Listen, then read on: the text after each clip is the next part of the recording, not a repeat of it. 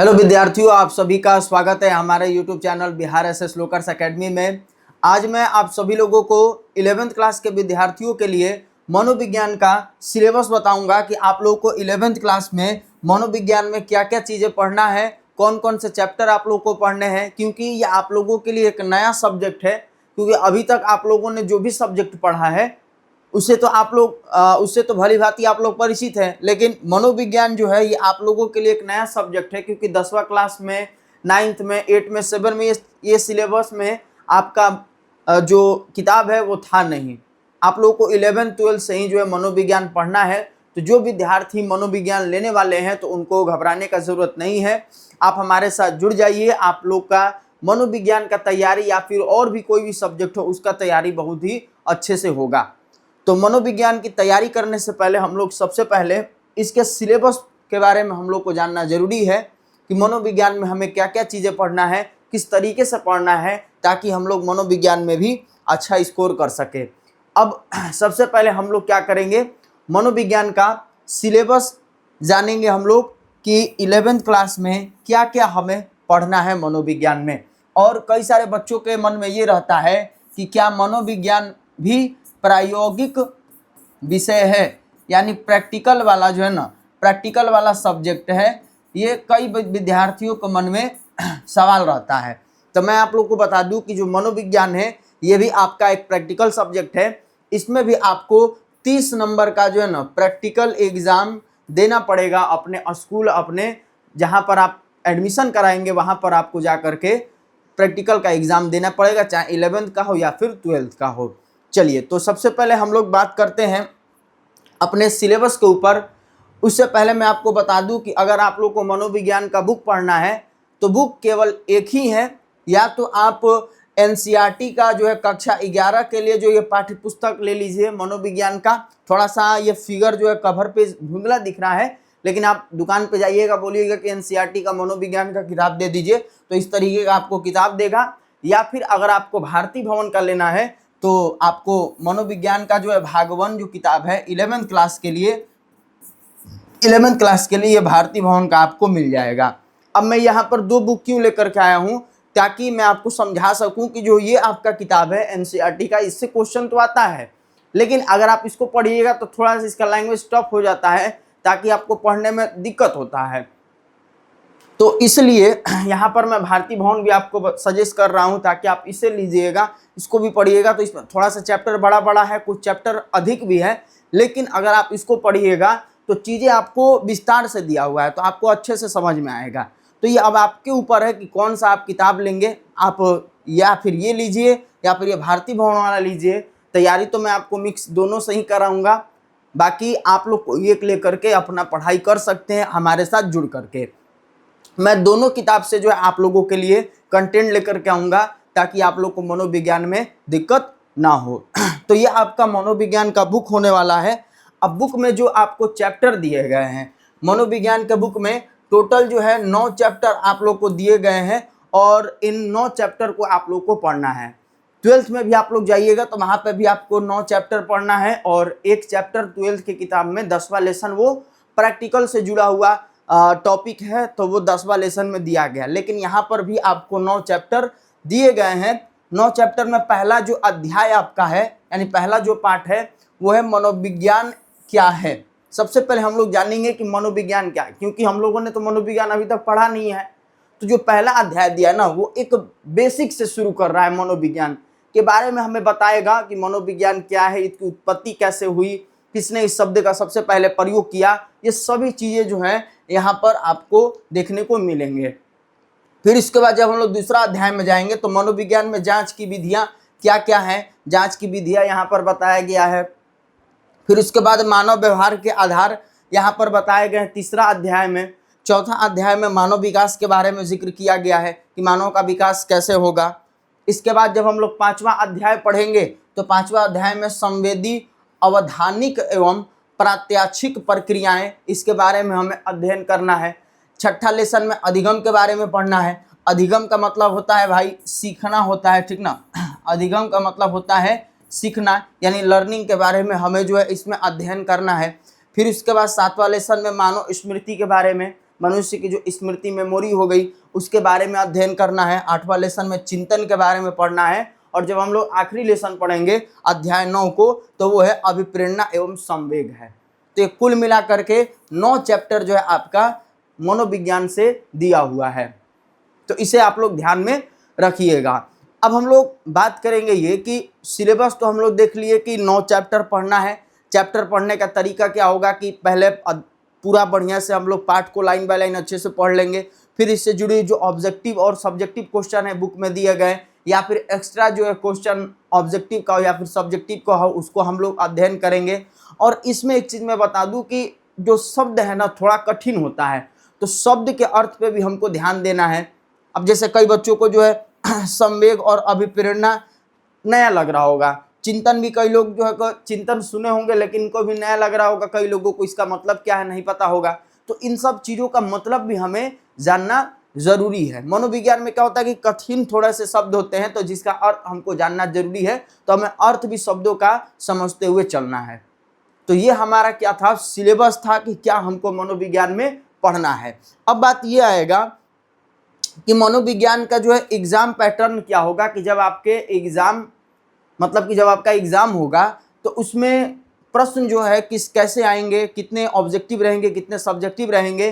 Practical exam जो है 30 number का होगा, तो कैसे होगा, क्या पूछा जाएगा, तो इस पे आइए हम लोग चर्चा कर लेते हैं। एग्जाम पैटर्न पर बात करेंगे हम लोग मनोविज्ञान सब्जेक्ट पर।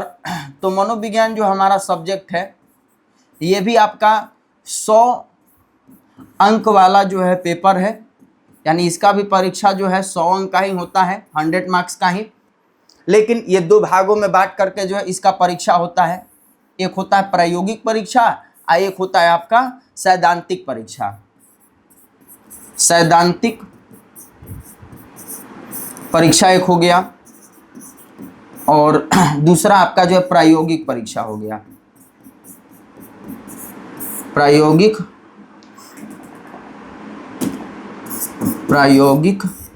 परीक्षा हो गया। ठीक, आपका ये मनोविज्ञान का 100 अंक का जो पेपर है, 2 मतलब कि भागों में बांट करके ये पेपर होता है। पहला तो एक सैद्धांतिक परीक्षा हो गया और एक आपका प्रायोगिक परीक्षा हो गया।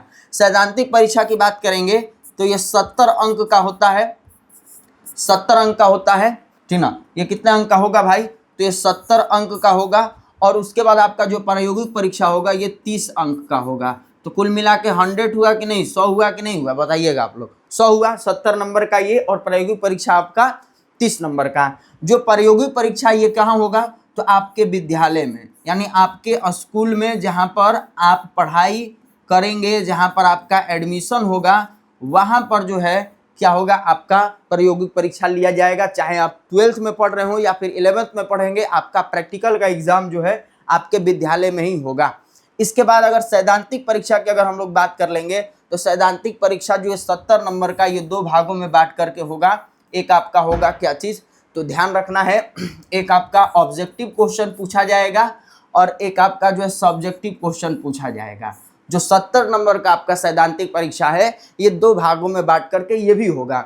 ऑब्जेक्टिव आएगा और आपका क्या आएगा, सब्जेक्टिव क्वेश्चन जो है पूछा जाएगा। अब ऑब्जेक्टिव कितना रहेगा भाई, तो 70 नंबर का जो आपका परीक्षा होगा, तो इसमें ऑब्जेक्टिव कितने रहेंगे, तो ऑब्जेक्टिव जो है 70 अंक का आएगा, यानी 70 क्वेश्चन आपसे पूछा जाएगा और आपको बनाना कितना है, 35 अंक का जो है ना क्वेश्चन आपको बनाना है। 35 ऑब्जेक्टिव आपको बनाना है, एक एक नंबर का रहेगा, तो आपको 35 नंबर मिलेंगे। अब बात करेंगे सब्जेक्टिव का, तो सब्जेक्टिव में 2 क्वेश्चन पूछे जाएंगे, एक लघु उत्तरीय प्रश्न और एक दीर्घ उत्तरीय प्रश्न।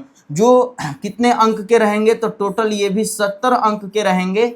बाकी आपको बनाना कितना है, 35 अंक का आपको बनाना है, यानी 20 लघु उत्तरीय प्रश्न देंगे, जिनमें से आपको 10 लघु उत्तरीय प्रश्न बनाना है 2-2 नंबर का, तो 20 नंबर वो हो गया। और दीर्घ उत्तरीय प्रश्न जो है 6 रहते हैं, जिनमें से आपको 3 बनाना है, तो 5-5 नंबर का दीर्घ उत्तरीय प्रश्न रहता है, तो 3 बनाइएगा तो 15 नंबर आपको उसमें मिलेंगे।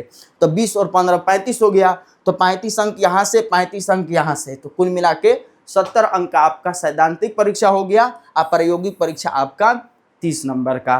तो मनोविज्ञान याद रखना है, ये प्रैक्टिकल सब्जेक्ट है, इसमें आपको प्रैक्टिकल बनाना है। मौखिक भी देना है आपको, जो प्रश्न अगर आपसे शिक्षक पूछ रहे हैं तो, और वहाँ पर आपको पेपर भी मिलेगा, पेपर में भी कुछ सवाल रहेंगे, उसको आपको प्रैक्टिकल में बनाना है। अब देखिए यहाँ पर चार्ट के माध्यम से आपको जो मैंने बताया वो चीज लिखा हुआ है। जैसे टाइप ऑफ क्वेश्चन लिख दिया है, तो ऑब्जेक्टिव टाइप ऑफ क्वेश्चन कितने रहेंगे, 70 आपको मिलेंगे। अटेम्प्ट कितना करना है आपको, 35 क्वेश्चन अटेम्प्ट करना है, और एक क्वेश्चन जो है 1 नंबर का होता है, तो 35 क्वेश्चन आप बनाइएगा तो 35 नंबर आपको मिल जाएगा ऑब्जेक्टिव में। अगर आप शॉर्ट आंसर टाइप क्वेश्चन को देखिएगा तो 20 क्वेश्चन आपको मिलते हैं, 10 आपको बनाना है, तो 10 आप अगर बना रहे हैं तो एक 2 नंबर का होता है, तो 10 कितना नंबर का हो जाएगा, 20 नंबर का।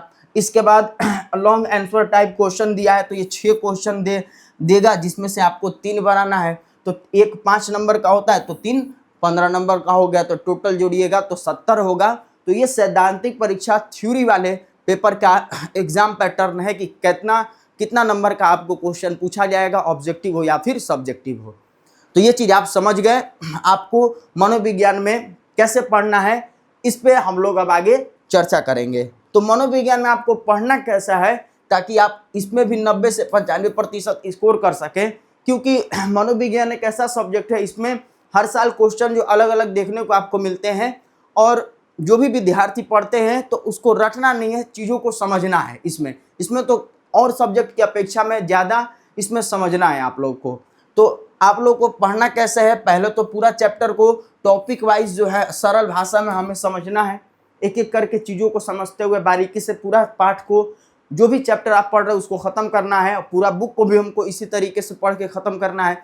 फिर हमको चैप्टर वाइज जो ऑब्जेक्टिव और सब्जेक्टिव क्वेश्चन जो किताब में दिए गए हैं उसको तो बनाना ही है, लेकिन अलग से जो है PYQ क्वेश्चन हो गए, ठीक, चाहे शॉर्ट और लॉन्ग का हो गया, एक्स्ट्रा क्वेश्चन या बुक का, उसको हमको क्या करना है, क्लियर करना है।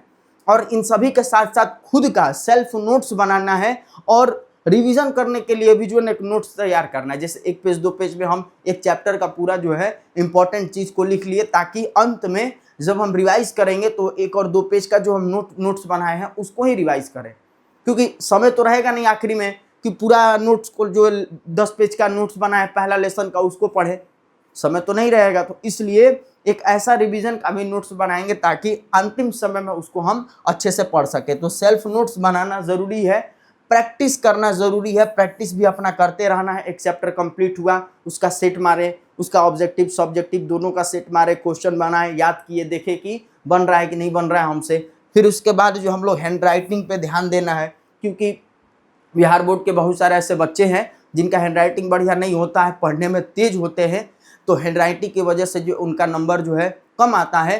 तो इसलिए आप लोग को हैंड राइटिंग पे भी ध्यान देना है। अगर आप इस तरीके से चीज़ों को फॉलो कर रहे हैं तो अवश्य ही आप अच्छा परसेंटेज ला सकते हैं। तो जो मैं 11th क्लास में आप लोग को सब्जेक्ट पढ़ाऊँगा, हिंदी, मनोविज्ञान और ज्योग्राफी, तो उसका सिलेबस मैं आप लोग को बता दिया हूँ। और आप लोग हमारे YouTube channel Bihar SS lockers academy से फटाफट से जुड़ जाइए। अगर आप लोग अभी तक सब्सक्राइब नहीं किए हैं तो सब्सक्राइब भी कर लीजिए, बेल आइकन को प्रेस कर दीजिएगा, ताकि हमारे नए नए क्लासेस का अपडेट आप लोगों तक पहले मिलते रहे। अब मैं मिलूंगा आप लोगों से हर सब्जेक्ट के क्लास के दौरान। तब तक के लिए आप लोग स्वस्थ रहिए, मस्त रहिए और अपना तैयारी शुरू कर दीजिए। धन्यवाद।